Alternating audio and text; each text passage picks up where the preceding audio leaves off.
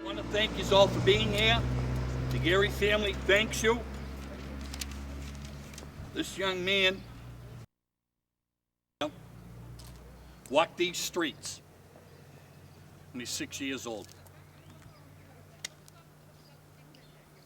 He had a strike against him. He had polio. In those days, it was very fatal to an awful lot of people. He beat polio, settled in his jaw. He's a young kid. Instead of having acne and braces, he had polio in his jaw. He went to North Quincy High School. His church was Sacred Heart. They loved the ocean. They belonged to the Squantum Yacht Club. Matter of fact, Senator Morrissey's dad, Arthur, was one of his mentors down there teaching him how to run his boat with his dad and mom and brothers and sisters, his siblings. Gary was a specialist fourth class. He was a corpsman. Why corpsman? I don't know. Why didn't he graduate from high school? He wanted to go into the Army. He wanted to go to Vietnam. The hidden part of the story was his father was a real World War II hero. His father was captured in the Battle of Bataan, the Death March. He escaped, got his way out to Corregidor and got into the Battle of Corregidor out there.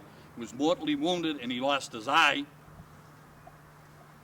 And he became another prisoner of war again. While in the concentration camps, they didn't have corpsmen, so they did what they had to do. And I'm sure his dad told him the stories of how they dressed wounds and how they fed the people, and you know they ate charcoal to get rid of the dysentery and all the rest of the malaria and things. So PJ, as they call him, decided he was going to go do this. His father was there, his uncles, his grandfather, they were all veterans. PJ was the 39th KIA of the 48 in Quincy. Combat corpsman, medic. Few of us here know what a medic is. The only time you see them is when the blood is pouring out of you and your holes are there. Those are the guys that risk their lives. Came from a nice family. His mother, Irene Brennan, born in Dorchester. They have the siblings. They're all going to be here. You're going to meet them. There's a 10-page article that the Boston Globe did on it, which is too long for me to get into. But we are going to have his younger brother, Billy, who's a chief petty officer, United States Coast Guard, retired. Billy, would you care to say your speech, sir? Sure, thanks. Thank you very much. Welcome back to Quincy. Thanks. I'm not much of a public speaker, so I'm just going to read what I wrote down because this is what really came from my heart at the time. This is wild to think that almost 40 years later that I'd be standing here saying I can remember this like it was yesterday. You know, seeing all you people just bring that back, and I'm so grateful for it. I only wish my mother and father could be here, and my brother Stephen. You know, but the bottom line is you all here, and what you're doing for these vets, I just can't say enough for. I can remember the day that everything came down. Two guys come up and they knock on the door, two Army guys. I gotta back up a little bit. Okay. When my brother came home and said he was joining the service one in, I was really proud of him. I was extremely happy for him. I thought, you know, my brother's an Army guy. I was only 13 years old. I'm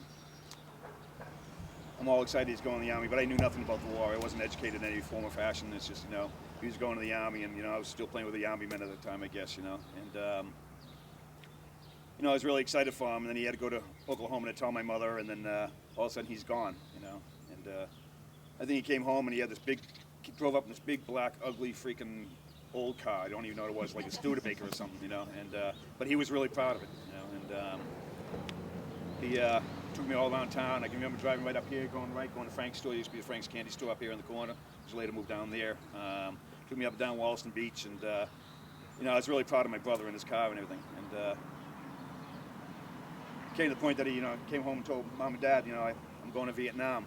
And again, I'm like, oh, really cool. There's my brother again. He's in the Army. He's going to Vietnam. You know, I'm really proud of him, and so on and so forth. And you know, he was everything to me. Out of all my siblings and everything, you know, for some reason I felt closer to him. I don't know whether it was his polio or what it was, but I always felt a little bit closer to him. So on July 28th, they came knocking on my door, two Army guys, about 6:30 in the morning, and I answered it. And I remember them asking me if my mother and father were home. And I said, well, they'll sleep and they'll be up in about a half hour. And they said, okay, well, we'll come back. And they left, and I closed the door. And I had honestly thought that I had another brother named Stephen who had was about the age to join. I thought they were coming to talk to him to try to get him to join something. Again, I didn't know crap, you know, I'm still a young kid. They come back at 7:30 or whatever time it was, and they knock on the door, and I answer it, and I can remember it vividly to this day, my mother running down the steps, and she had to make a right-hand turn, and all I heard was her screaming, is it Peter, is it Peter? And this guy says, no, ma'am, I'd like to talk to your husband, please. And she says, no, I want to know, is it Peter, is it Peter? And he said, yes, ma'am. He says, Peter was killed at 11:30 on July 28th, and I think it was the 30th that they actually came. And my heart just dropped. My heart just totally dropped. Because before that, when he went to war, I'm going nuts. I mean, I'm so ecstatic about my brother going to war. I want to make these big banners and everything else. And my mother said, no, well, let's wait until he comes home. You know, give it a couple weeks before and we'll get these banners. And I wanted to make banners for all the city of Quincy, basically, what I wanted to do. You know? And I wanted to start then. And she said, no, let's just wait till he comes home. And as you all know, he never made it home. Peter, to this day, is my hero. You know, for a couple of reasons. You know, not one only because he served for our country, which I think is just you know, phenomenal, and my life was going in the wrong direction, you know, and Peter's dead. I'm starting to get myself in some trouble with drinking, and you know, as I got older, I drank more and got in more trouble, and I decided I wanted to join the service, but you know, figured that might straighten my life out.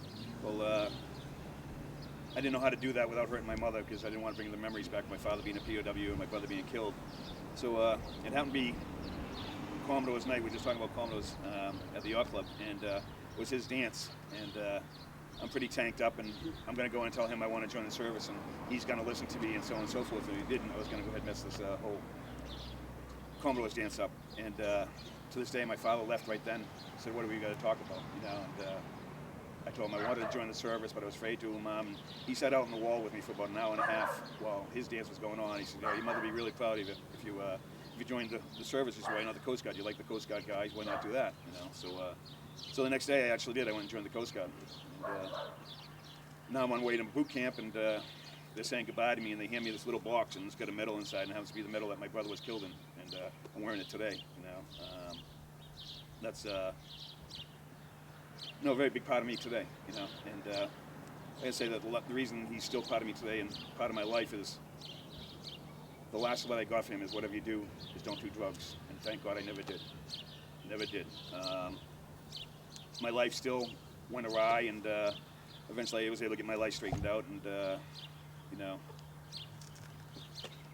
today I'm just so pleased, so proud of you all being here. I won't weigh the hell off this, by the way, if you couldn't tell. So I don't even know where the heck I'm at, but I'm basically going to go with this. You know, my family cannot express enough gratitude for everything you guys have done for, not only for our family, but the ones you've done for their families before and the ones you're going to do for after. You know, what you guys do is just, you know, phenomenal. And, you know, to remember somebody 40 years later, okay, it shows that, you know, we do have a country here that, you know, remembers their people and those who were lost. And, you know, on behalf of my family, no, we can't thank you. I want to say, God bless the Polisi family too, you know, and all those families with loved ones in the tower, you know, name on the tower in the marina, you know, that's another awesome thing that happened in Quincy, is that tower, you know, and every time I come by, I'm not from here, and every time I come by, I go to that tower and say them a few prayers. But I just want to say thanks to them, the disabled vets, all those people, of course, who have sacrificed their lives, their families, and last but not all, you know, I love this country that I call USA, and God bless America and all you people. Thank you. Billy, thank you very much. We appreciate that.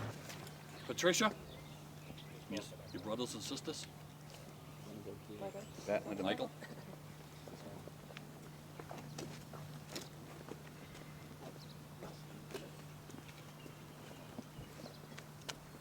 The unveiling of the Memorial Square to Specialist 4th Class, United States Army, Peter James Gary, a combat corpsman who gave his life in the former Republic of South Vietnam. Pull. Yeah, present up. Order up.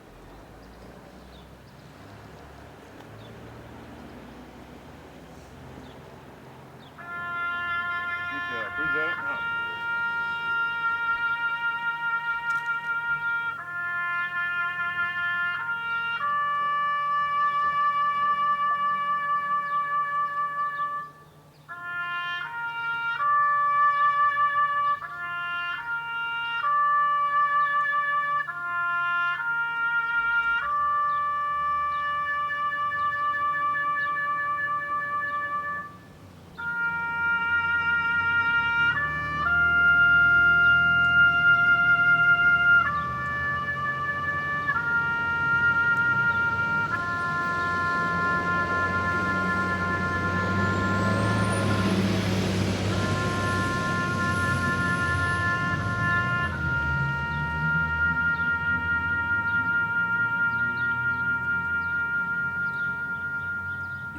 Order up. Mr. Mo Murad will sing My Country, 'Tis of Thee. Please join in with us, please. My country, 'tis of thee, sweet land of liberty, of thee I sing. Land where my fathers pride, land of the pilgrim's pride, from every mountainside, let freedom ring. Thank you, Mo. I have some special thank yous. It takes a lot of people to put this together. There'll be a lot more thank yous further on in the day, but some special ones up here because of the location of North Quincy. Ward 6 Councilor Brian F. McNamee for helping us establish this square. It's his ward. State Representative Bruce Ayers couldn't be here. He's at the State House working on the budget today. Maybe he can catch up with us later on this afternoon. And to say a few words is our state senator, Senator Michael Morrissey. Michael? Thank you, Larry. Thank you, sir.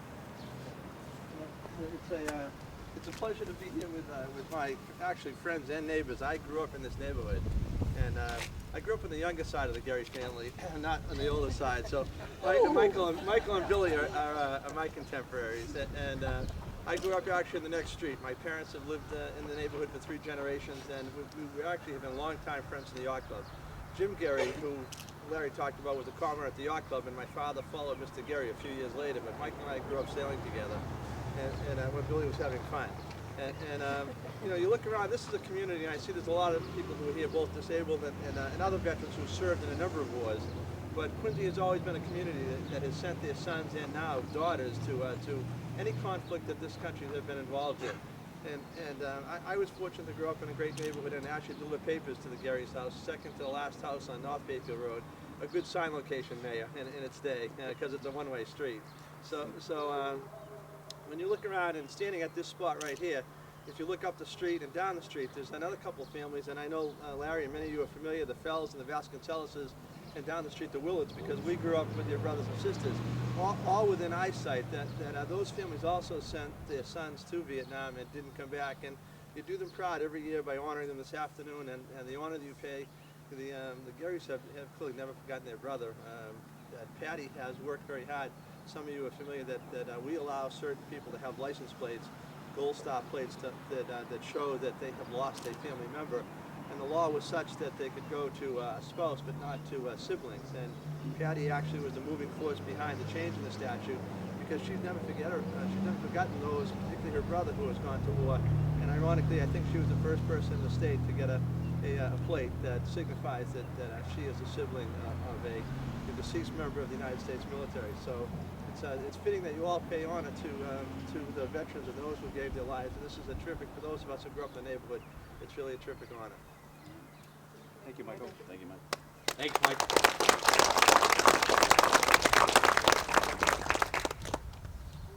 To put all this together, I have to go and see the person who runs this city. We elected him mayor. Without him, none of this is possible. The chief executive officer of our beloved city, the mayor, the Honorable Thomas Koch. Tommy? Mayor, thank you, sir. Thank you, Larry. It's truly an honor and privilege for me to be here representing the city and bringing greetings on behalf of the city. I'm a little younger than Michael, that generation. Thanks, man. I'm a little heavier, but I'm a little younger. I grew up a few blocks in the other direction, up on Newbury Avenue, and when you talk about the yacht club days, we thought we were too poor to join the yacht club. So, but I can only imagine, I was talking to Mark Vesey here, and Peter's cousin, some of the things that happened in the lives of Peter running around the neighborhood here. If you come back today, would you recognize it anyway? The homes that are here, the changes that have occurred. What hasn't changed is, in this city, is the commitment of the Peter Garys to the city, continually, generation after generation. This is long overdue. It's not only a nice thing to do, it's the right thing to do. It's taken too long, but I'm just thrilled that we're able to honor the Gary family here for Peter's sacrifice.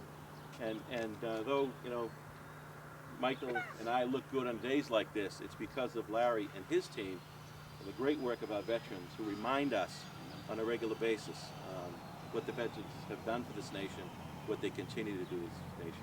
And any time I'm at a veterans event, I always say I'm truly humbled to be among the veterans, and that is the truth. Many of you here, veterans, we again say thank you for your service, and to all 48, we say we will never forget. Thank you. Thank you, man. Just a couple of fast thank yous. I'd like to thank Mr. Tom Stansbury. He's the new director of Quincy Veteran Services. Tommy, thank you very much. The commander of the Quincy Veterans Council, Mr. Dan Dewey. Dan, thank you for being here. Cyril P. Morissette, Post 294, American Legion, under the leadership of the 84th Commander, Mr. Fred White. Freddie, thank you. And the Reverend Jack Swanson is going to bless this square for this young man. Took us 40 years, but we did it. Long overdue. I think the family is happy. Love you. Reverend Jack, I'll turn it over to you, sir. Thank you. Last Christmas, I had a friend of mine from Maine spend a few days with us. And he was really struck by the fact that Quincy it's very Maine-ish, as he said. It's a community. It just so impressed him. It's just such a community. And that's what we are here today. Just townies from this section from all over the city. And we just commemorate today one of our own. So here the Nunc Dimittis, which comes from Gospel of Luke. Lord, you now have set thy servant free to go in peace as you promised. These eyes of mine have seen the salvation which you will prepare for the whole world to see. A light to enlighten the nations in the glory of thy people Israel. Bless, O Lord God, this square. Thank you for Peter. We ask that this square might be a sign in our hearts and in our city, a reminder that freedom is never free. Thank you, Lord, for Peter. Bless this square. Amen. Amen. Reverend Jack, thank you very much. I appreciate that, brother. I don't want to...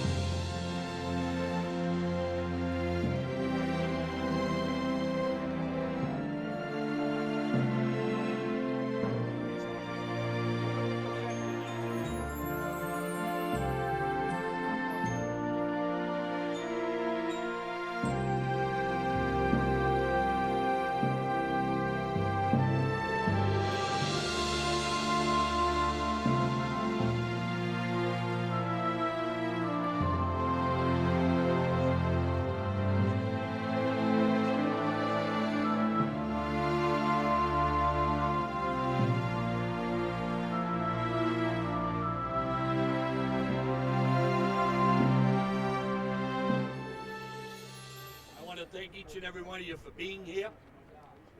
I noticed my Quincy Point guys, who were friends of David's, who joined the Army, the Navy, Marine, Air Force.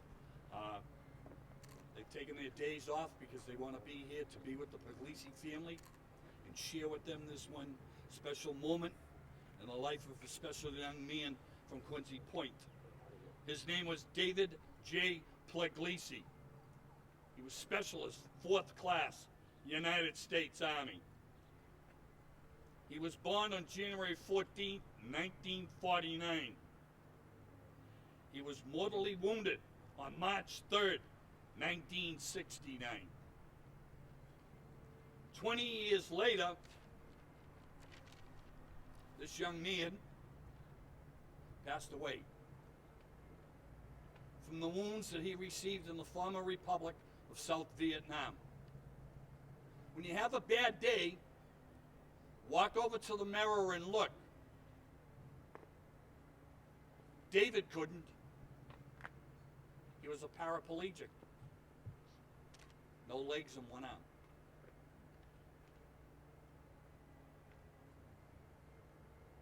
"20 years old.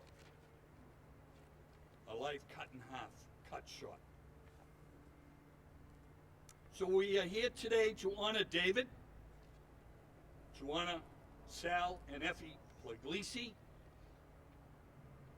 a remarkable couple. They got married, started a family. They bought a home here at Mass Ave. Both veterans, members of the Cyril P. Morissette Post 294, the American Legion. They had 3 children.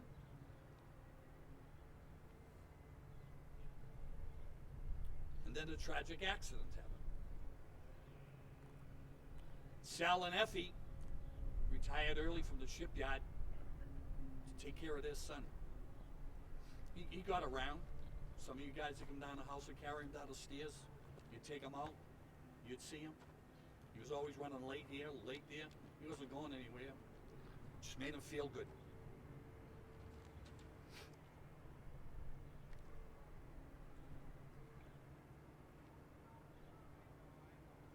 David received a Purple Heart. He also received a Bronze Star with a Combat V for Valor. Department of the Army, Headquarters, 199th Infantry Brigade. Puglisi, David J., Specialist, 4th Class, United States Army, Company B, 3rd Battalion, 7th Infantry. Bronze Star Medal with V for Valor. The former Republic of South Vietnam on 27 January 1969. Specialist, 4th Class Puglisi distinguishes himself by exceptional heroism in connection with military operations against an armed hostile force in the Republic of Vietnam on 27 January 1969, while assigned to Company B, 3rd Battalion, 7th Infantry, 199th Light Infantry Brigade. On that date, Specialist Puglisi was participating in sweep operations through the Pineapple region southeast of Saigon when his unit came into heavy contact with a large unknown enemy force. It was radioed to all units to withdraw for incoming airstrikes and artillery, but the scout squad failed to receive the message. With total disregard for his own safety, Specialist Puglisi separated from his squad and crawled through the withering enemy fire to warn the scout squad of the imminent danger. His alert and aggressive action contributed significantly to saving the lives of his fellow soldiers. Specialist 4th Class Puglisi's valorous actions and devotion to duty were in keeping with the highest traditions of the military service and reflect great credit upon himself, the 199th Light Infantry Brigade, and the United States Army.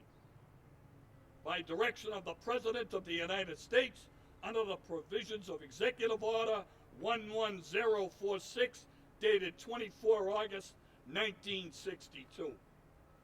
Not only did David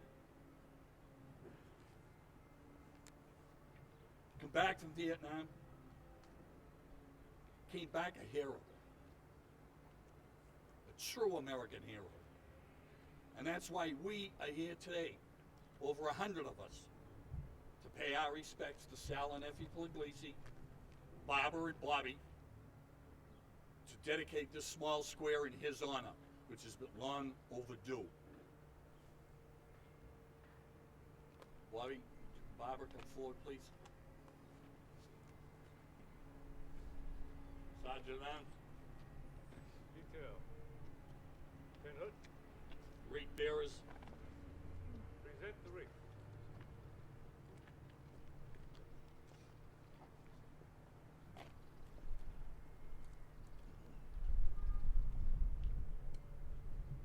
Detail. Present arms.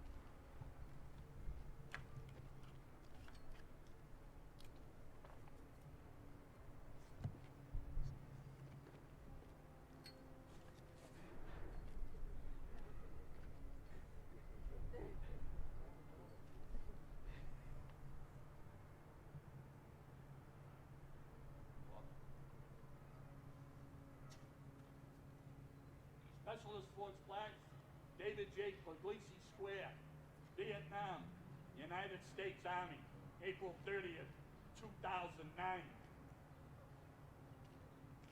Cap.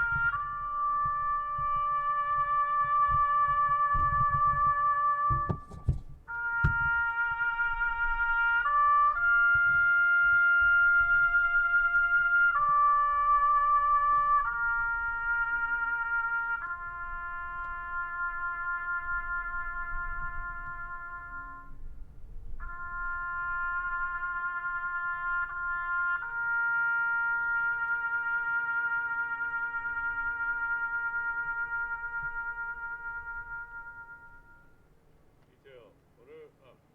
Ladies and gentlemen, Mr. Mo Murad. And would you please join in with Mo as he sings, please? Oh, beautiful for spacious skies, for amber waves of grain, for purple mountain majesties above the fruited plain. America, America, God shed his grace on thee and crown thy good with brotherhood from sea to shining sea.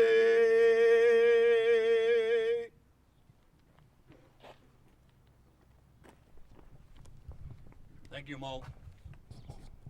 Speaking for the Pugliese family today will be the Reverend John Carl Swanson, who's Bobby's brother-in-law.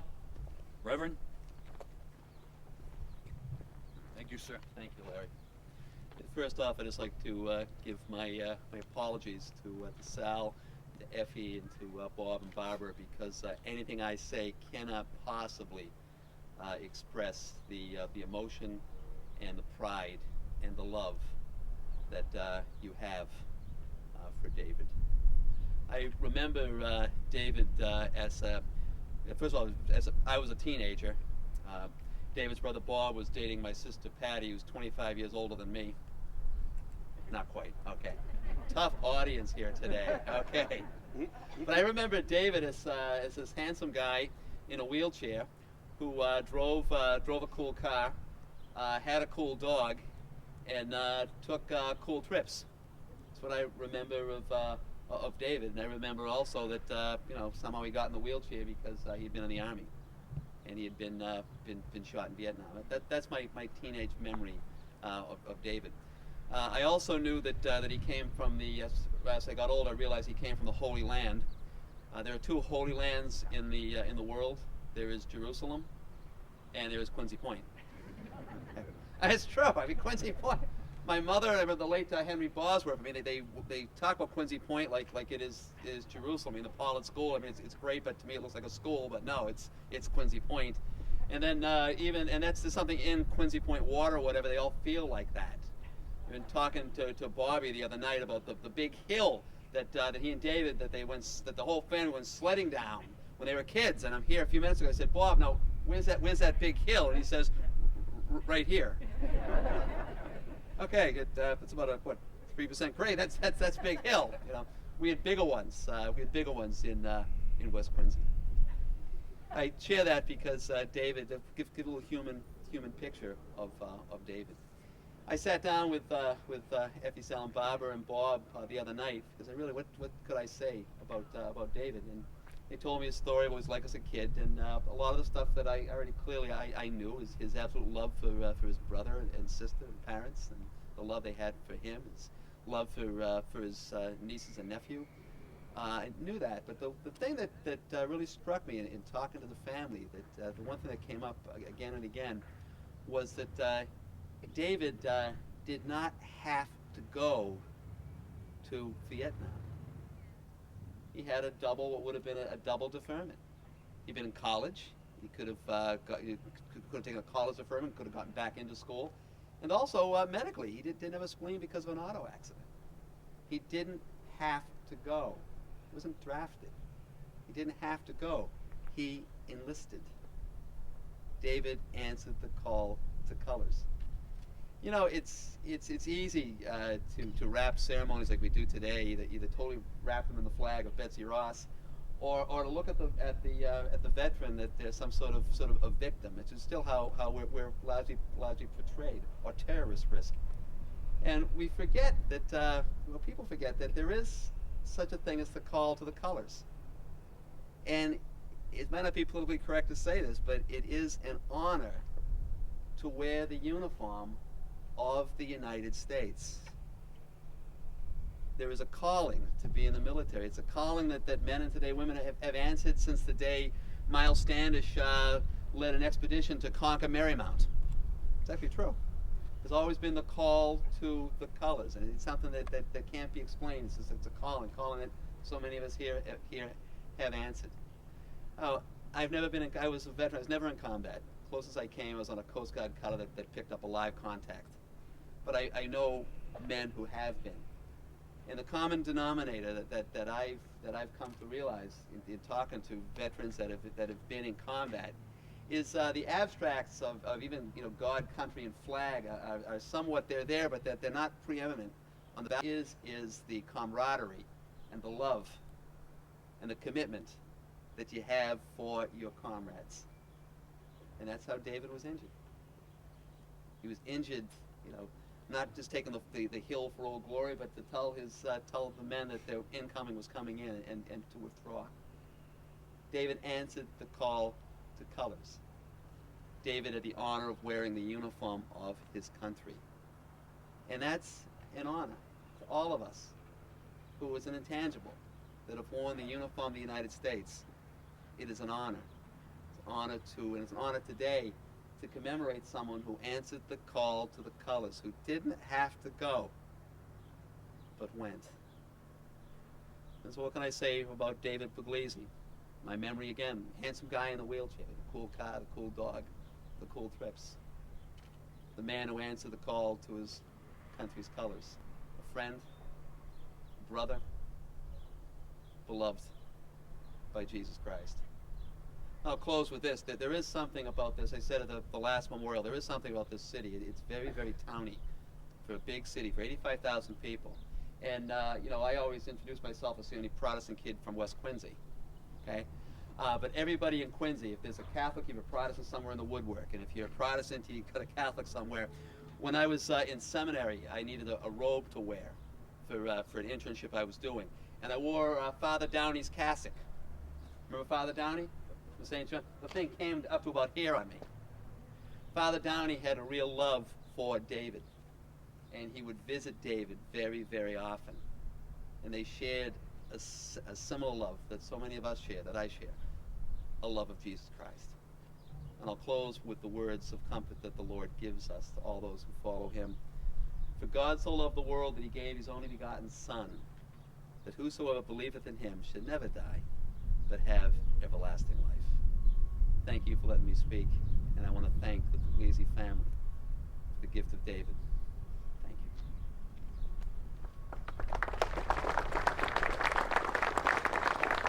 Thank you, Reverend Jack. There are a couple of people who couldn't make it here today. State Representative Ronald Mariano runs up at the State House working on a budget, and the past National Commander of the American Legion, John P. J. Coma, and he said he's out of the newspapers. He doesn't deliver them on the weekends anymore. If Jake's grandson didn't deliver, Sal used to call Jake up in the morning and say, "Where's my newspaper?" And Jake would have to run over to the corner and buy him one and bring it down. I'd like to introduce to you Ward 2 Councilor Daniel G. Raimondi, the man who has helped me make this corner what it is today in honor of David. Councilor, Dan, thank you.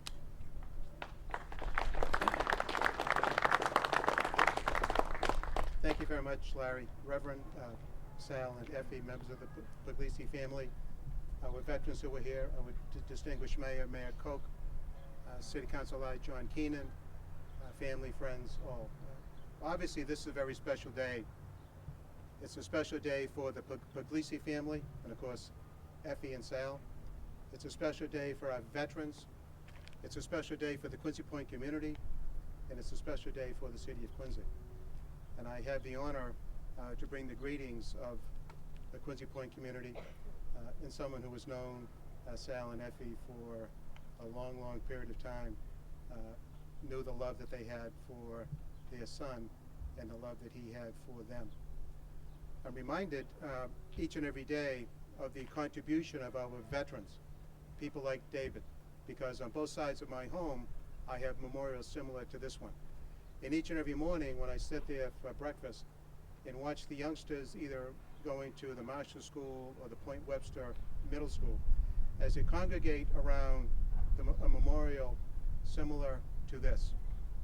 And oftentimes I think about how wonderful that symbolism is and how happy and proud that veteran would be, knowing that his service, and this particular individual paid the ultimate sacrifice, much like David did, that his service would bring freedom to this country, and then years after his service, there will be young people congregating, waiting for a bus, looking up at this sign, paying honor and tribute to him.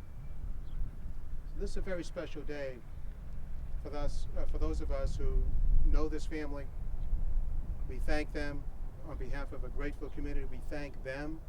We thank this Quincy Point community, this close-knit, working family type community, for raising a son who loved this country so much that he would lay down his life for its protection and its freedoms. And we thank the veterans who are here, each and every one of them, not only for their wartime service, but after war, they change uniforms and they become police officers, firefighters, teachers, nurses.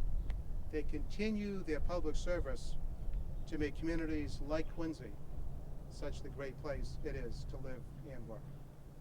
So each and every day, as we drive by memorials like this, we need to pay our respects quietly for all those individuals who gave so much. And I'm so proud to be here as a lifelong resident of this city, knowing that you folks in this community will never forget. Thank you.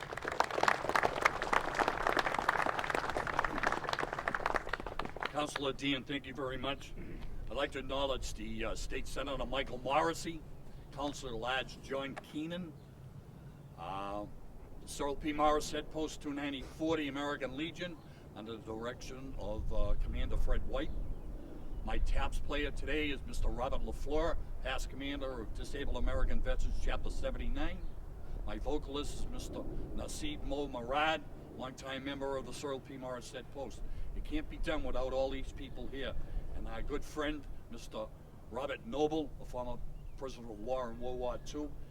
Bob takes the pictures, he makes us all look good and tries and keep us going. The families, all the friends, our friends from Mr. Puglisi, and you guys, I'd like you to pay your respects to him and Sal after this is all over. And there's one person, everyone thinks that I forgot him. He's standing over there. He's the Chief Executive Officer of our beloved city of Quincy, the Honorable Mayor, Mr. Tommy Koch. Mr. Mayor. Thank you, sir. Thank you, Larry. The Puglisi family, the Gold Star mothers that are here, veterans. It's certainly an honor for me to be here to bring the greetings of the city to this occasion. A couple of weeks, maybe it was a week ago, I was talking to Jim up in my office, a boyhood friend of David's, and was really filling me in on the life of David and the memories of Quincy Point growing up and all the fun they had. This morning we're at Bayfield and Squantum Street to honor the Peter Gary down in that neck of the woods, which I call home, a couple of blocks from where I grew up. And you hear of the heroes, you read the paper, you talk to youngsters, and they hold the great sports figures in high esteem. Well, these are the heroes. The David Puglisi's, the Peter Garys. I was chatting with Bob Brednoy, brother of Alan, who was praising the city and praising our veterans organizations here in Quincy. And nothing gives me greater pride when you have someone come back to Quincy and say great things about the city. He said there's few places in this nation that honor the veterans like Quincy. And that's due to the hard work of our veterans organizations. That's due to our hard work of the gentlemen you see around me, Larry Norton and his team of people. So we owe a great debt of gratitude for these gentlemen, for their service, but also for reminding us that we shall never forget.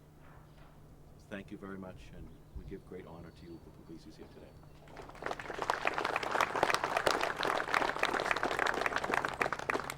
In about 10 or 15 minutes, we'll be leaving here for the Cyril P. Morris Head Post. You're all invited, and you park on Brook Road, heading out towards Water Street. So then around 2 o'clock, with the police escort, we'll be heading out to the marina. One person I'd just like to pay my respects to and for all of you to acknowledge him. His name is Richard A. Stratton, Captain, United States Navy, Silver Star recipient, Purple Heart, and a former prisoner of war of the infamous Hanoi Hilton for 6.5 years. Captain, thank you, sir.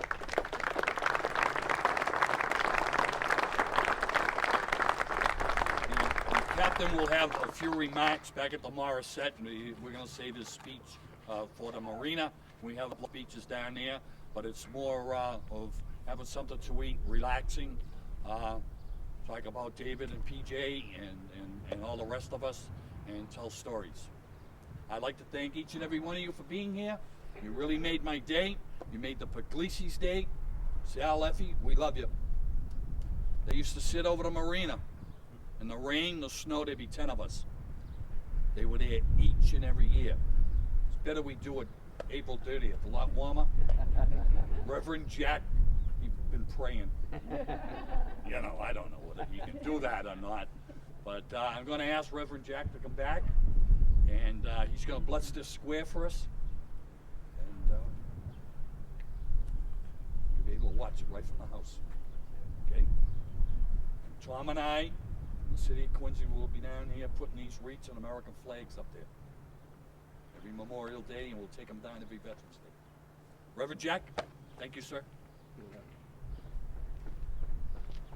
Bless, O Lord, this square, and bless us to your loving service. Keep us ever mindful of those who have sponsored this day, and those who even today are the parapets of freedom. Bless us, we pray thee. Amen. Amen. Thank you, Jack.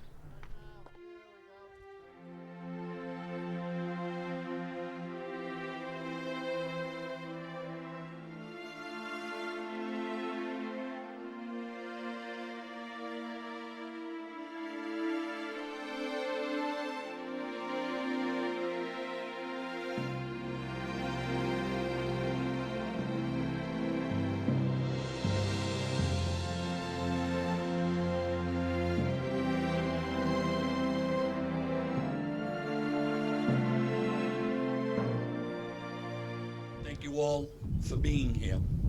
My name is Lawrence M. Norton, and I'm president of the Vietnam Combat Veterans Combined Armed Forces Quincy chapter. With that comes the big title of president. I take it serious, because I represent these 48 young men who gave their ultimate sacrifice, their life. It's very important that we're here to remember these 48. Today we remembered 2. He's Specialist 4th Class Peter J. Jerry, United States Army, Combat Corpsman. Specialist 4th Class David J. Puglisi, United States Army, Bronze Star, Combat V for Valor. The invocation today will be by the Reverend John Carl Swanson, pastor of the Union Congregational Church and a former United States Navy lieutenant. Where are you?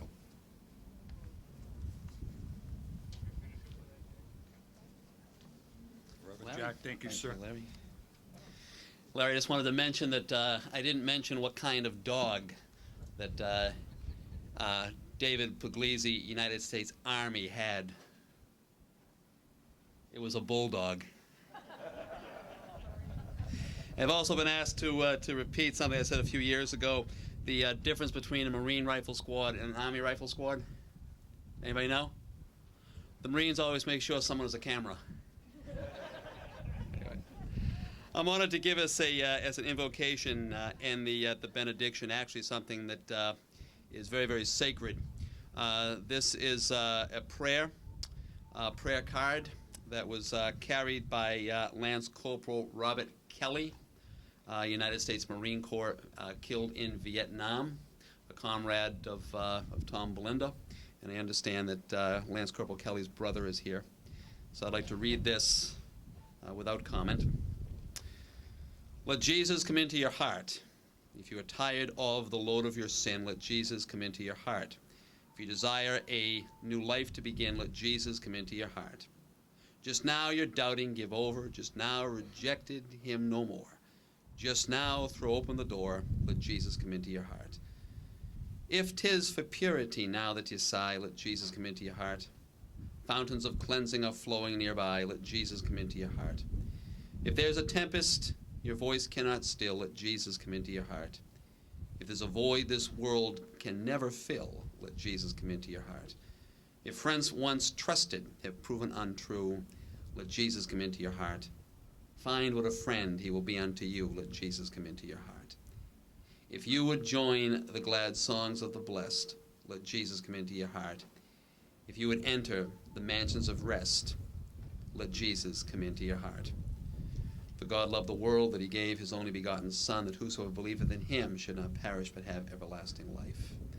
This prayer card was given by the Pelham Pentecostal Church, Bronx, New York, and it was carried in Vietnam by a hero.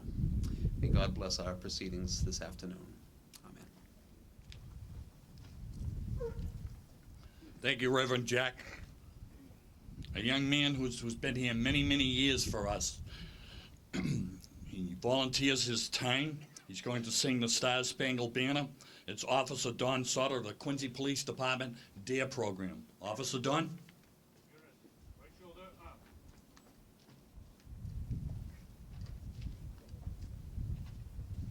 Present up. Oh, say, can you see by the dawn's early light what so proudly we hailed at the twilight's last gleaming, whose broad stripes and bright stars through the perilous fight o'er the ramparts we watched were so gallantly streaming, and the rocket's red glare, the bombs bursting in air, gave proof through the night that our flag was still there. Oh, say does that star-spangled banner yet wave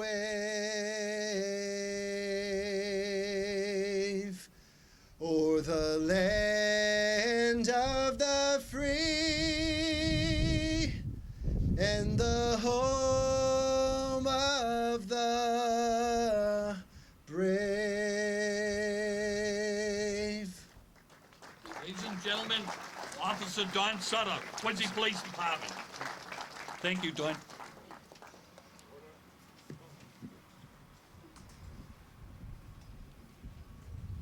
I get the chance to do the introductions of some dignitaries. I know former Mayor Walter Hannon is here, former Mayor Arthur Tobin, former Mayor Billy Phelan.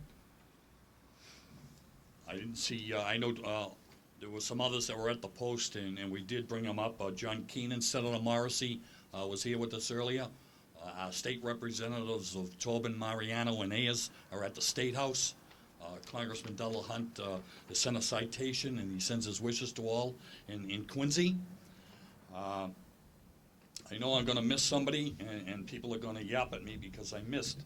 And I really would appreciate it if you wouldn't do that. It's not that it's done purposely or anything. There's just so many here, and there's some great people. And today we have our special guest speaker, and then we had another special person show up today. And he's a Captain Fred Purrington, United States Navy, and a former prisoner of war for 6.5 years. Captain, welcome aboard. Traveling with him is his son.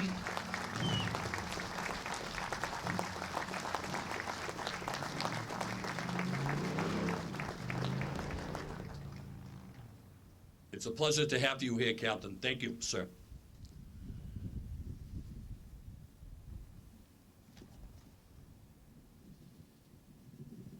Another man I'm going to introduce, he doesn't need an introduction. He knows more people in Quincy than I do. He's only been here 4 years. I've been here 40. He's my new thorn in my side.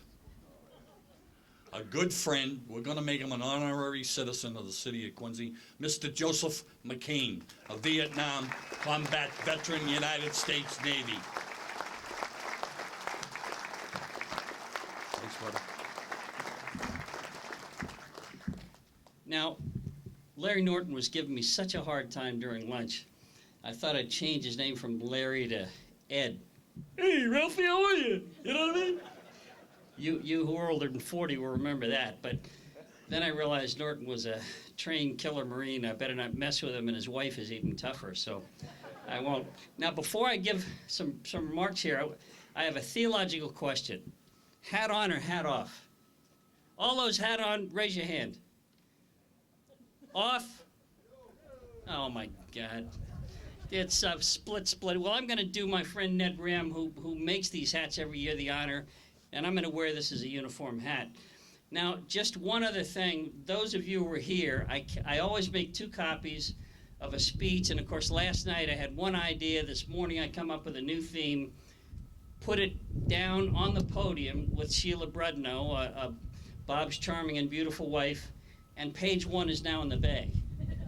You can actually see it. It's still floating right near the shore. Fortunately, there's a law firm, LaRusso and McClone. If you need any legal work, they were very nice to me. They copied my speech, let me use their conference room. And so this is what I came up with as new. Now, I'm going to probably read a little more than I usually do because this is new, and also I don't want to lose it, you know what I'm saying? Because I'm not going to the bay for this thing. But I hope that most of you here were able to see the film Taking Chance, because it's a reverent, almost quiet film. It's serious. It's not bombastic, but it's very, very dramatic. Now, for those of you who haven't seen it or need to be reminded, it's a true story of a Marine Corps Lieutenant Colonel named Mike Strobel, who volunteers to take the body of a PFC who was killed in Iraq, a Marine Corps PFC killed in Iraq, and is brought home to Delaware Air Force Base, where all casualties of that kind are brought to be worked on. And he volunteers to take this PFC whose name was Chance Phelps. Now, these are two real people, and this is a real incident. And Mike Strobel wrote a diary entry about it. And I'm going to get the website page to the article, a complete article. I found it. I'll give it to Ned. Go to the website, and you'll be able to read the whole article. It's very touching because it's so serious. Now, Strobel meets him at Dover because that's where the morticians would take care of these young men who had been killed in action. And we see just how reverent and how careful and complete these morticians are. Strobel is told, for instance, that because Chance died of a head wound in a fierce firefight, he is, quote, not suitable for viewing, unquote. It's going to be a closed casket all the way through the very steps he took to where he's going to be interred in his hometown of Du Bois, Wyoming. But Strobel wants to return to Chance's breast the St. Christopher's medal that he had been wearing when he was killed. And of course, the morticians very carefully remove these personal items, put them in an envelope, and the casualty officer takes those to the family. Well, he wanted to put this back. So we see the casket being opened. We don't see the head wound, of course. So I don't want to have anybody anticipate that. But what's surprising about this is as the casket is opened, the first thing we see are these silver shoes because they're shined so well. And then we see the sword edge of the creases of these blue trousers. And then we move up to the midnight blue blouse and the frost white belt with the glossy brass finish. And then to the medals. And we lay on the medals for a second. This man was a private first class. He had 8 medals in that time. So ferocious a fighter was he. And we take him back. We take him back further, and we see during this trip back how reverent everybody is. For instance, the baggage handlers at one airport, they haven't heard exactly what this is, but the word's around, and they stop their work, and they put their hands over their heart when this casket comes off the plane. Every time people stop, an airport manager who had been a Marine offers Strobel the chance to not go to a hotel where he's supposed to go, but to sleep on a cot in the warehouse where this coffin is going to be stored overnight, because Strobel doesn't want to leave Chance alone. With no words, when he's aboard this aircraft, a stewardess comes up to him and presses into his hand a crucifix pin without any words whatsoever, and then withdraws, and Strobel later gives this pin to Chance Phelps' mother. Now, then there's the funeral and the wake. And after the wake, there's a special gathering of all of the veterans at the VFW Hall. And they talk about Chance Phelps' service, and there's actually a Lance Corporal there that's with him that describes in detail of just how heroic he was, how he kept up the fight after this RPG hit their armored unit and protected men as they got out until he took this terrible head wound. And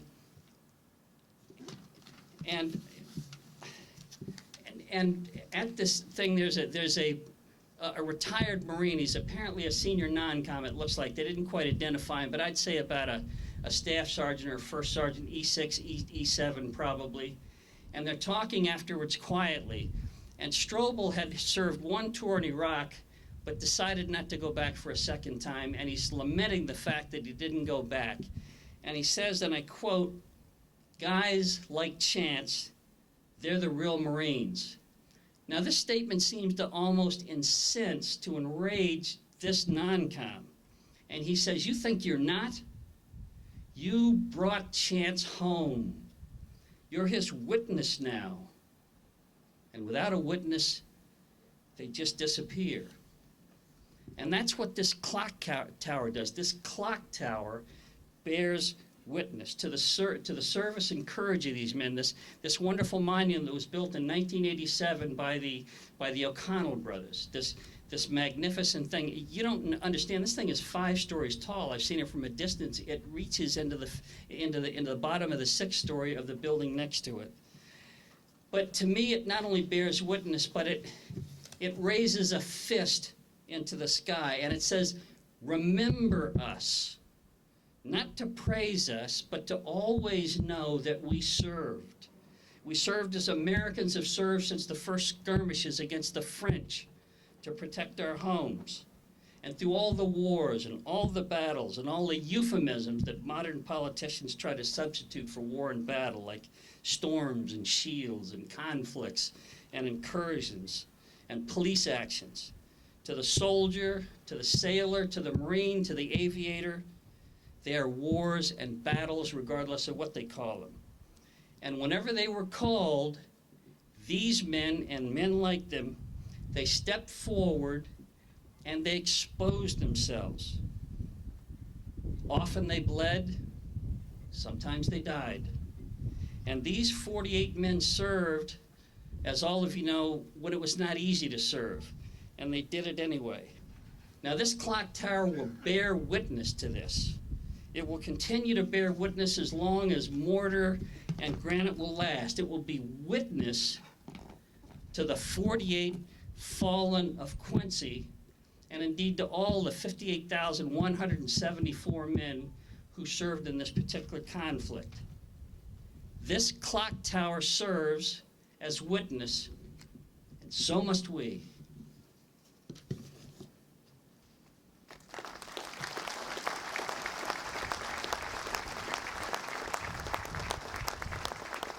Joseph, thank you very much. Community Policing, Sergeant John Ryan, thank you. Lieutenant Brian Tobin, the Quincy Community Police Officers, former Council President Doug Guttrow. I thank you all for being here. As we said, Senator Morrissey and they're up at the State House. Let's hope that they're doing us right, and because our next speaker is very, very worried with the tax rate the way it is and the whole thing. And he's our Chief Executive Officer of our beloved city of Quincy, the Mayor, Honorable Tommy Koch. Mr. Mayor.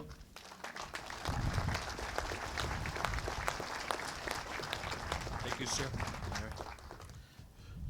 I'd ask former Mayor Walter Hannon if he could join me. Well, he's coming to the microphone. We had really a glorious morning with 2 of the families that names are inscribed in this clock tower. The Puglisi family from Quincy Point and the Gary family from North Quincy. We dedicated 2 squares in their honors this morning. It's something that is an honor to be part of.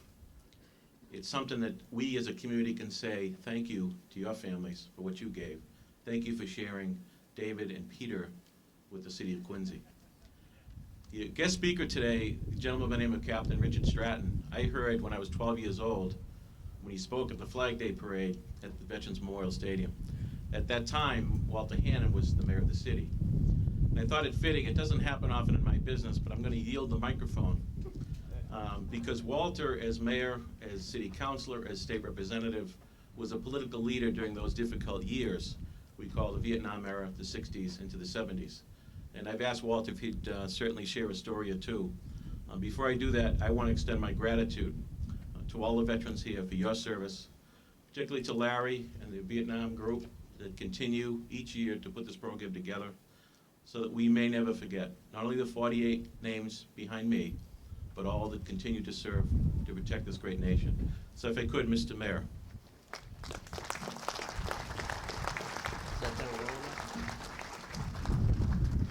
I've shrunk over the years.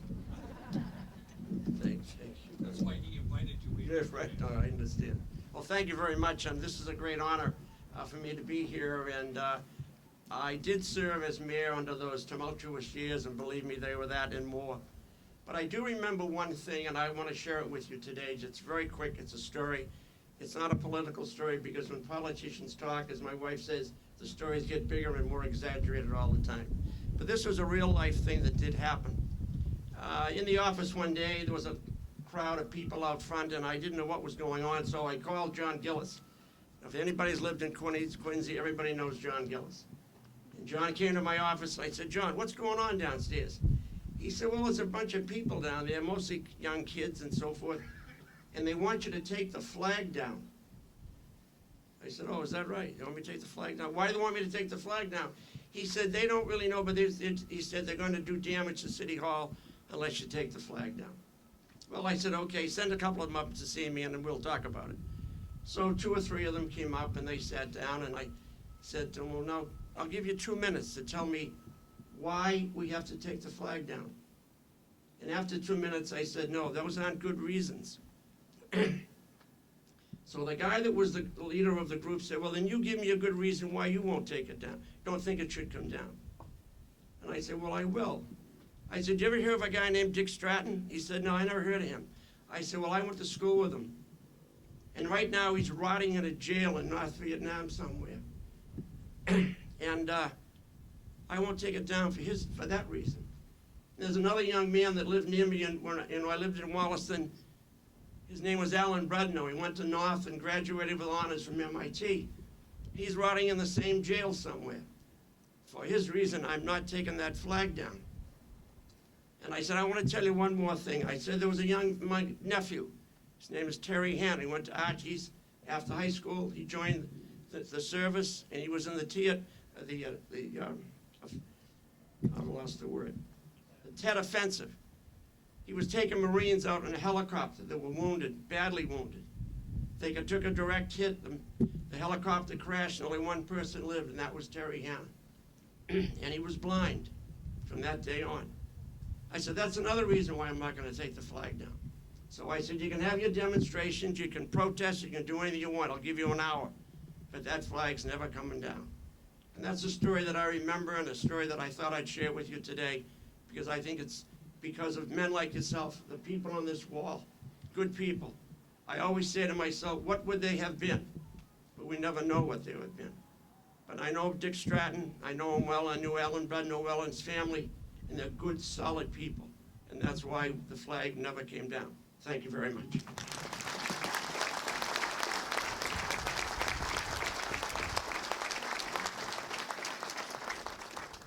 Mayor Hannon, thank you very much for that. We really appreciate it. I know you say, what were they going to be, or what could they have been? Well, I look out there, I see business owners, I see chairman of the boards for Quincy Hospital, I see the chairman of the board of Quincy Credit Union, I see board of directors, I see police chiefs, I see lieutenants, I see captains. That's who we are. That's what they would have been. Now, my partner in crime. He was a sergeant in the United States Marine Corps. He was wounded twice in action. He has a Bronze Star with a Combat V. He's a former lieutenant on our beloved Quincy Police Department, Sergeant Thomas A. Belinda. Tommy?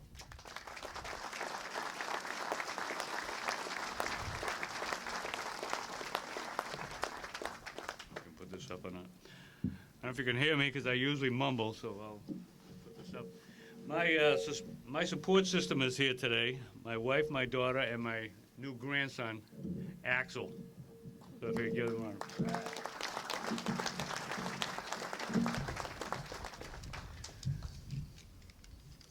a... I have the high honor of introducing the families of the men on this wall. I've also been asked to read this. This year we lost 2 World War II veterans who parachuted in Normandy. Frank D. Bilch, D Company, 2nd Battalion, 505 Parachute Infantry Regiment, and William H. Tucker, I Company, 3rd Battalion, 505 Parachute Infantry Regiment, 82nd Airborne in World War II, and peace to their memory. Also lost another friend this year was John Gilcoin. I introduced him here 2 years ago. John was on the USS Constellation during the Gulf of Tonkin incident. He launched off Lieutenant J.G. Sather, who was the first naval aviator killed in the Vietnam War. And he also launched off Everett Alvarez, who was the longest held naval aviator of Vietnam. And he spent his life working with the League of Families for full accounting of all missing in action and POWs, and peace to his memory. Also, I see his running mate out there, my good friend and former prisoner of war, George Warnett, who was held in Cambodia, and I'm proud that he's here with us today.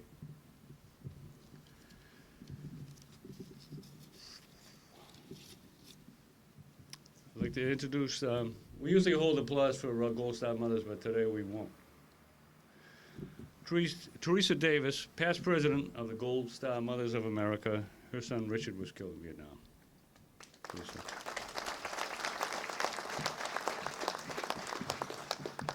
Florence Johnson, FloJo, who's 86 years old, is here. Her son, Edward Teddy Lee, was killed in Vietnam.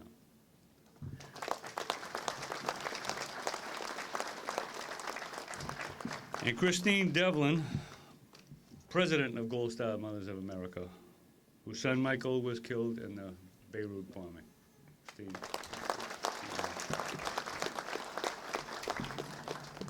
We had two special honorees today. The first was Peter J. Jerry. For those of you who missed those ceremonies, you missed something very special.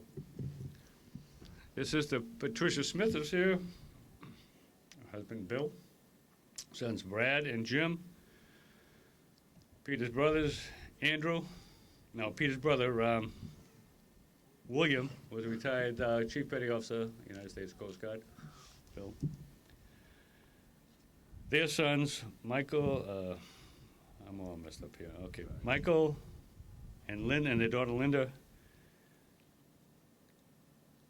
and their son Andrew was a Quincy firefighter who also served in Iraq. 3 generations. Peter's father served in Bataan, where he was captured. He escaped from the Bataan Death March. He fought his way over to Krigador, where he was captured again, lost his eye, and spent the rest of the war in Manchuria. It's a great American family. It's 3 generations that have given themselves to this country. The second was the Puglisi family. And they are truly a great American family. Their son, David,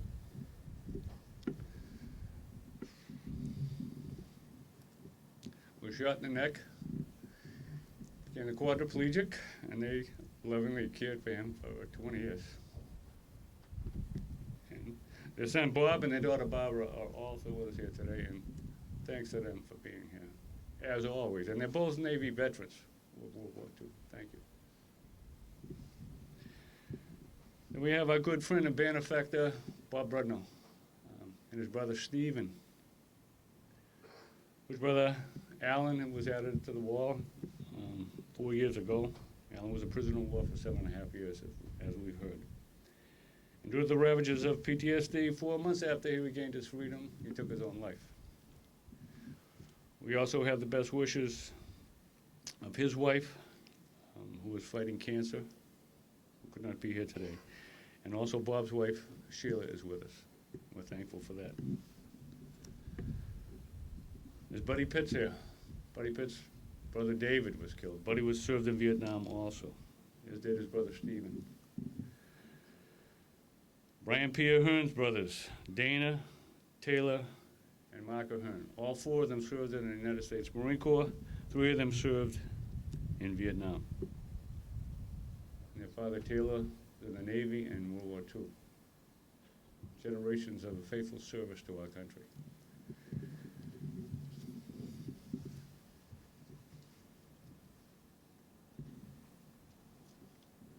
If we can do this.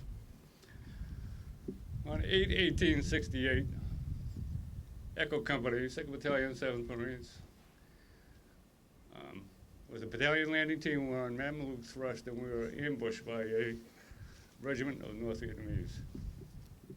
On that day, it fell upon me and others to carry the wounded, the dying, and the dead from the field.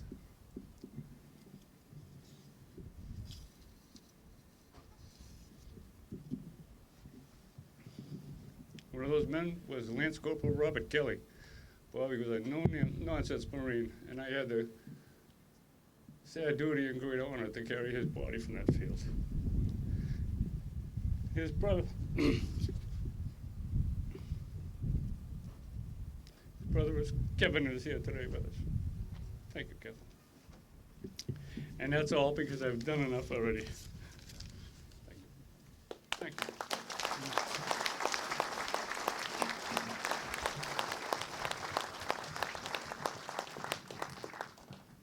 Thank you, Tom. I'd like to personally thank Chief Paul Keenan, his staff. When Paul was a patrolman, then he made sergeant, went on to lieutenant, captain, and then he was appointed chief. For 17 years he's been here. He'd always stand over there, hold the colors, volunteer his time. And the Vietnam combat veterans and the veterans of this city owe Paul. Chief, thank you very much. We appreciate it. And Lieutenant Tom Corliss, the special ops, the guys on the bikes, I can't say enough. Thank you.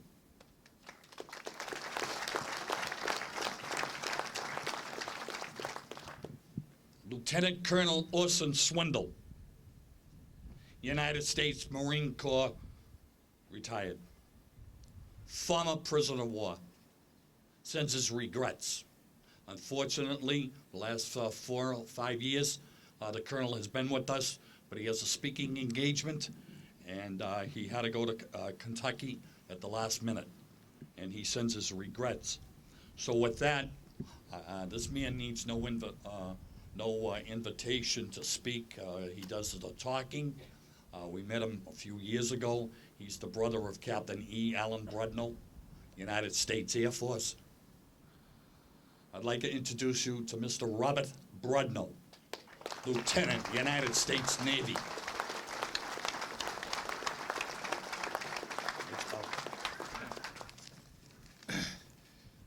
North Quincy High School produced two jet pilots who flew combat over North Vietnam.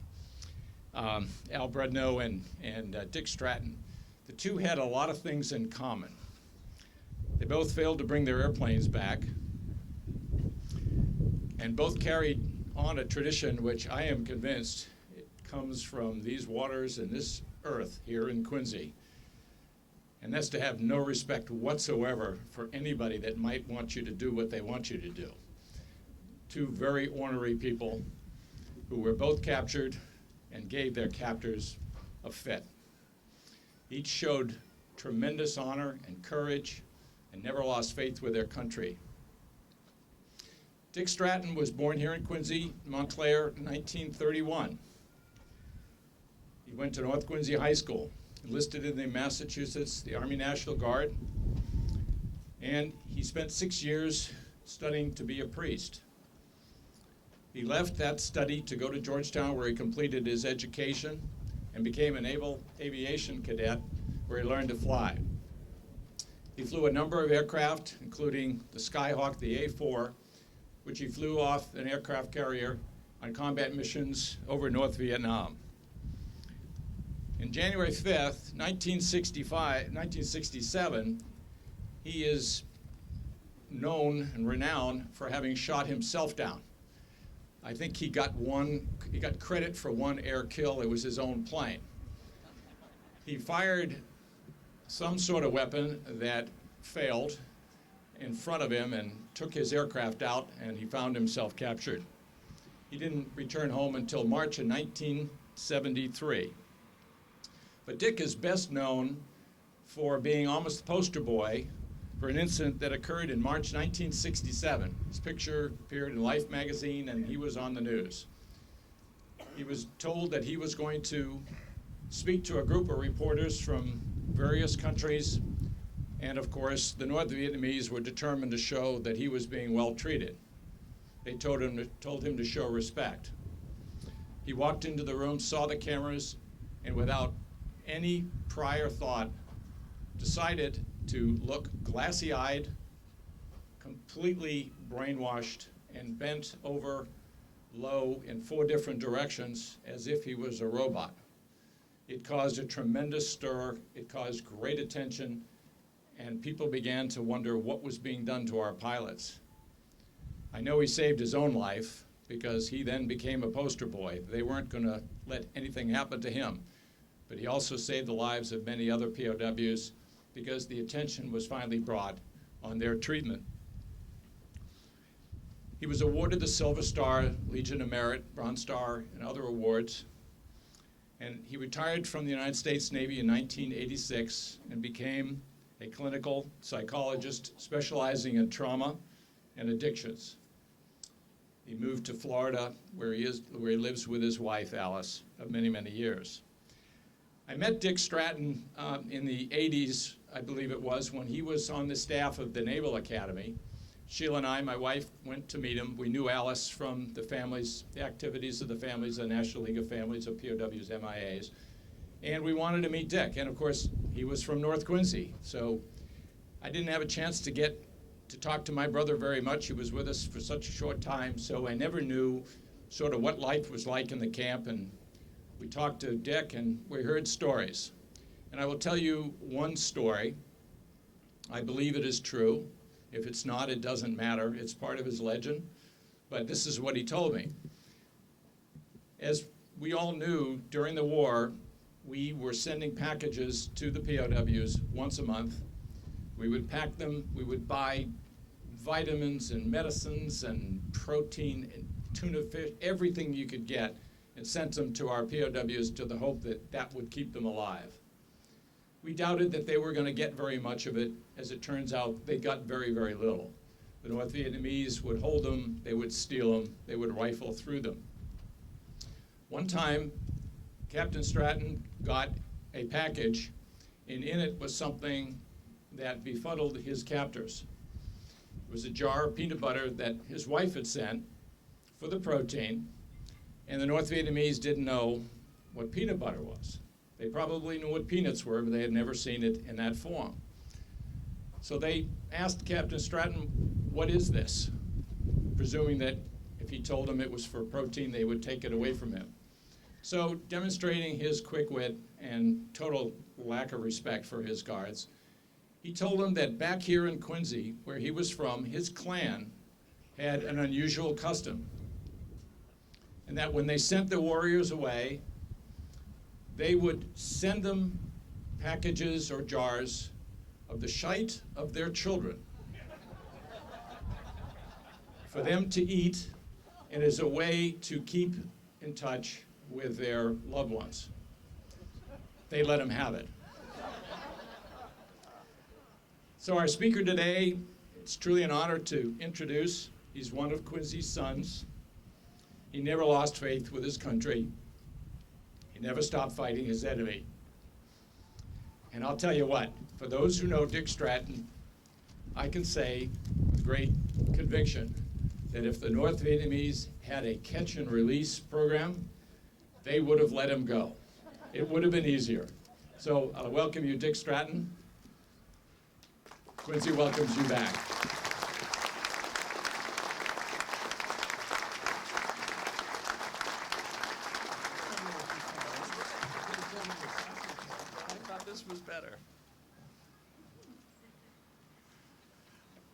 Thank you, Bob. I think. Thank you, sir. Mr. Mayor and all our honored guests. Very few people got packages. And the packages you got, you only got a portion. And one time when I was feeling my oats and it was obvious we were going home, I asked them why they were stealing our packages, and they looked at me in amazement and came up with some sublime logic. They said, your post office steals their share. It's coming through Moscow. The Moscow post office takes its share. It comes through Hanoi's post office. They take their share. It comes into our camp. We take our share, and you get your fifth. And the logic is inescapable. One time I got a package only because so-called peace groups were using them as an excuse to justify their treason by going over and giving aid and comfort to the enemy during the war. and in it had some Juicy Fruit chewing gum, about 6 packs of it. Now, if there's anything that would gag a maggot, in my mind, is Juicy Fruit chewing gum. And I'm thinking, this is a sure sign my wife is divorcing me. Why, if you had the guy captured over there, why would you send him something that he absolutely hated? And my cellmate turns around and says, aha, there must be a message there. So we tried to determine, in our liberal arts stupid mentality, how would you do a message? So we're pulling it apart. At that time, it had tin foil with the paper, and you could separate that. And my roommate said, because I hated the gum, he would chew each piece to see if there was some secret capsule or something in there. And it was my job, since we figured out somewhere that some sort of acid would bring forth secret messages written on it. You know, like lemon juice and stuff like that. Well, the only acid we had available was uric acid. And it became my task to bathe each piece of paper and each piece of tinfoil. Now, the Viet Cong watching this, and they're always spying on us, had to be going, you know, what strange customs these Americans have. Anyway, package stories go on forever. One of the things that people most frequently ask is, how could you do that? I could not do that. One gentleman who spent a year and a day in Laos said, how do you do it? I say, well, a day at a time. How do people survive in a situation like that? And people who are academicians try to justify their own discipline by coming up reasons like, you're all officers. Now, most of you who are enlisted know there's nothing more stupid in God's creation than an officer. So that wasn't it, all right? I used to be enlisted, all right? Because you had a college education. Most of the naval aviators were aviation cadets that dropped out of school or were thrown out, so it wasn't the college education. We ourselves became interested in that, becoming bored in between torture sessions, and tried to figure out what is it that we had in common. Because we were a cross-section of the country, we were trained differently by our services, we were of different religions and ethnic backgrounds. And the group that I was studying with, tapping on walls and stuff like that, 356 of us, the answer was quite obvious and quite simple. It was neighborhood, church, school, family, reinforcing common values with an underlying sense of humor. Even atheists, we found out, had a stricter code of ethics because of their military training than the good Lord gave us. We used to laugh at them. I laughed at them as a Catholic. They had no place to go after they screwed up and sinned. I could at least go to confession and start all over again. But that we found that that was the commonality, and thinking about that, it became tremendously obvious what a gift that Quincy and Montclair gave to me and gave to my family. When we went to school, we didn't have any of the blather that goes on now. Captain, sir, Corporal Norton on deck. Halligan! Attention! Priest arms! Ladies and gentlemen, on my left-hand side, compliments of the Massachusetts Air National Guard. 2 helicopters momentarily. Within 2 seconds, 3 seconds.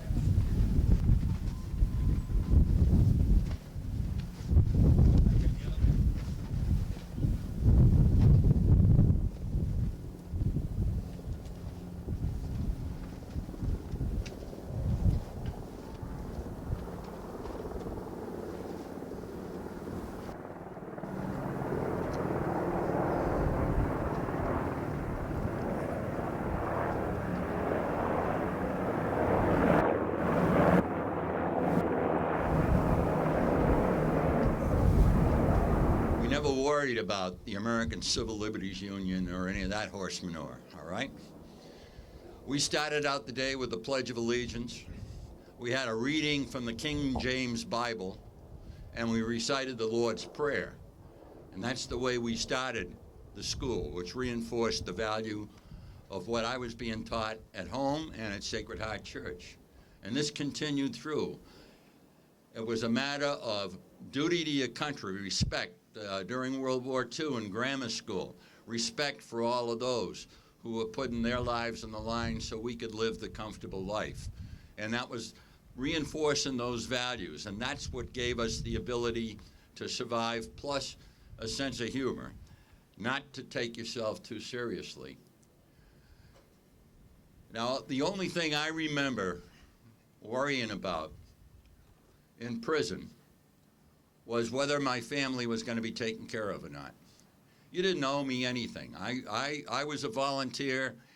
As my superior in prison told me, Jim Stockdale, if you can't take a joke, you shouldn't be wearing a set of wings. You know, you're taking the king's shilling, that's the way it goes. I was getting paid handsomely every day for getting into the enemy's knickers.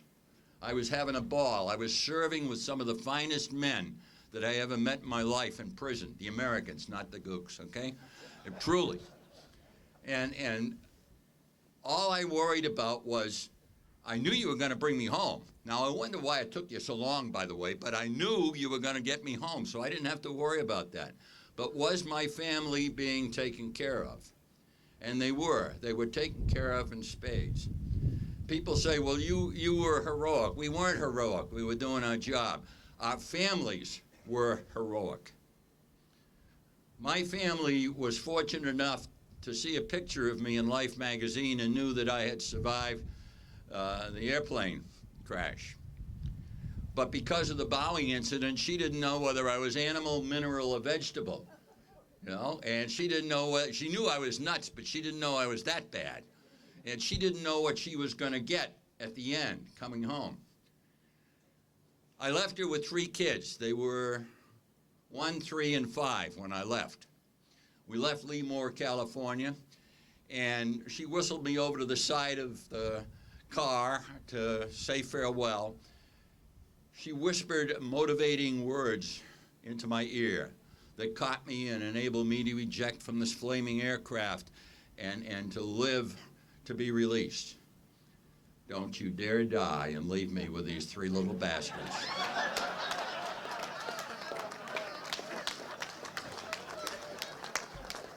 Ladies and gentlemen, that's a commitment, all right?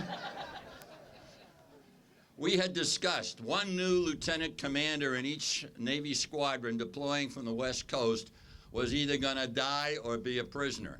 That's the way the stats were running.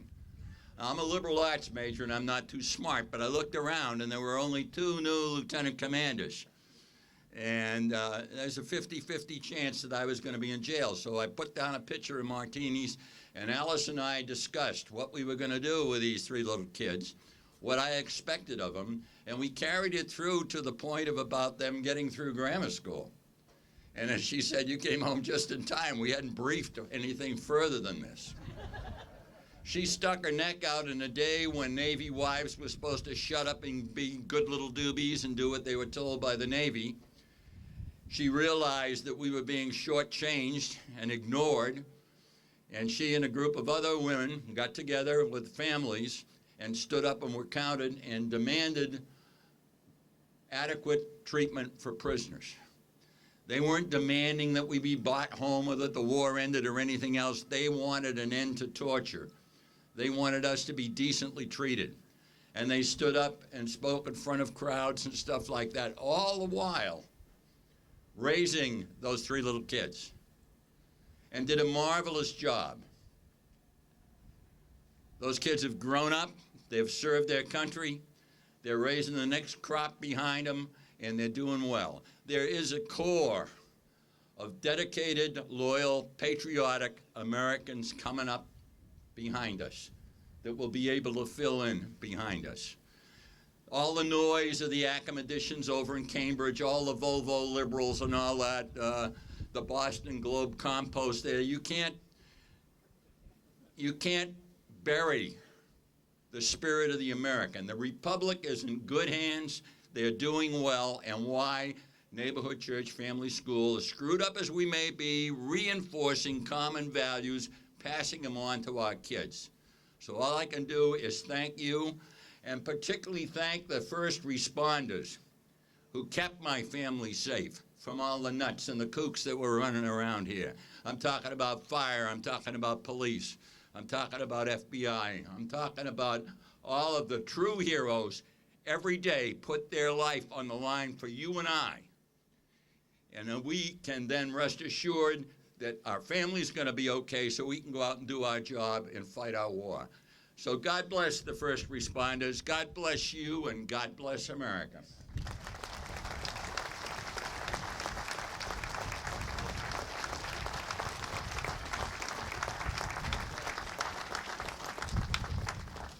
Captain, thank you very much, sir. We have our roll call.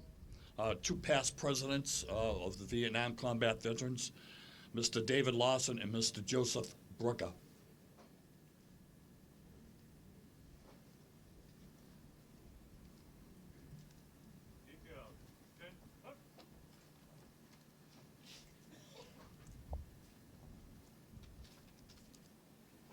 E. Allen Brodno. David J. Puglisi. George R. Levesque. Thomas Chiminello. James H. Kavicki, Jr. Robert J. Fay. David A. Pitts. James A. Stark. Lawrence E. Soroy. James F. Murray. Peter G. J. Jerry. Gary J. Webb. James M. Perry. Paul B. Grasso. Martin R. Keefe. Ralph W. Caspol. James J. Jenks, Jr. Charles L. Bifulci. Richard S. David, Jr. Alfred V. Schofield. James M. Walsh. David G. Meager. David O'Sullivan. Richard C. Archer. Ralph J. Willett. George F. Mell, Jr. Peter J. Landry. Francis J. Williard. Brian P. Ahern. Richard D. Walsh. James C. Daigle. Richard D. Slack, Jr. Basil L. Cirillo. James P. Hickey. John H. Morgan. Joseph M. Bignoti. Leo F. Grady. John P. Coughlin. Richard J. Vasconellos. Warren C. Diamondum. Lawrence A. Grenham. George W. Underwood. Raymond J. West. George A. Nash. James E. Casale. Christopher C. Donahue. Gerald R. Patterson. John W. Granahan.